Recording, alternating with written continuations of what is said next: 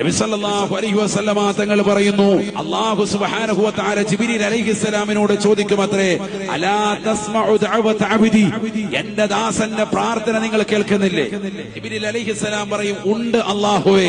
അല്ലാഹു പറയുന്നു, ഫഖ്ലി ഹാജതഹു, അവന്റെ ആവശ്യം നിറവേറ്റി കൊടുക്കണം. പക്ഷേ ഫലാ തസ്തഅജിൽ, ധൃതി കാണിക്കരുത്. എന്തേ കാരണം? ഫഇന്നി ഉഹിബ്ബു അൻ അസ്മഅ സൗത അബ്ദി, എന്റെ അടിമയുടെ ശബ്ദം എനിക്ക് വല്ലാതെ ഇഷ്ടമാണ് അല്ലാഹു പറയും എന്ന് സയ്യിദുനാ റസൂലുള്ളാഹി. ഇന്ന് നമ്മുടെ ഉമ്മത്തിന് പറ്റിയ ഏറ്റവും വലിയ പ്രശ്നം അതാണ്. ഞാൻ ദിക്റ് ചെല്ലുന്നുണ്ട്, ഞാൻ ഖുർആൻ ഓതുന്നുണ്ട്, ഞാൻ അത് ഓതുന്നുണ്ട്, ഞാൻ സലാത്ത് ചെല്ലുന്നുണ്ട്, ഞാൻ വലിയ ആളാണ്, അതാണ് ഇതാണെന്നൊക്കെ കണ്ടിട്ട് എനിക്ക് ദുആനൊന്നും ഉത്തരം കിട്ടുന്നില്ലല്ലോ എന്ന് നീ കരുതുന്നുണ്ടെങ്കിൽ നിന്റെ പ്രാർത്ഥന അള്ളാഹ്ക്ക് വലിയ ഇഷ്ടമാണ്, നിന്റെ ശബ്ദം പടച്ചവന് വലിയ ഇഷ്ടപ്പെട്ടിട്ടുണ്ട്, അതുകൊണ്ട് വൈകുന്നതാണ്. ഇത് ഹദീസാണ്.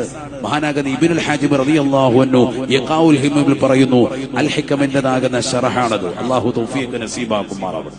പ്രിയമുള്ളവരെ, മനസ്സിലാക്കി. അതുകൊണ്ട് അള്ളാഹു നമ്മളെ ഇഷ്ടപ്പെടുന്നുണ്ട് എന്നതിന് തെളിവാണത്. ഇഷ്ടപ്പെടുന്നവരെ അള്ളാഹു അല്പം വൈകും, അവിടെ കാര്യങ്ങളൊക്കെ നടക്കുമ്പോ അള്ളാഹു എല്ലാം റാഹത്താക്കി തരും.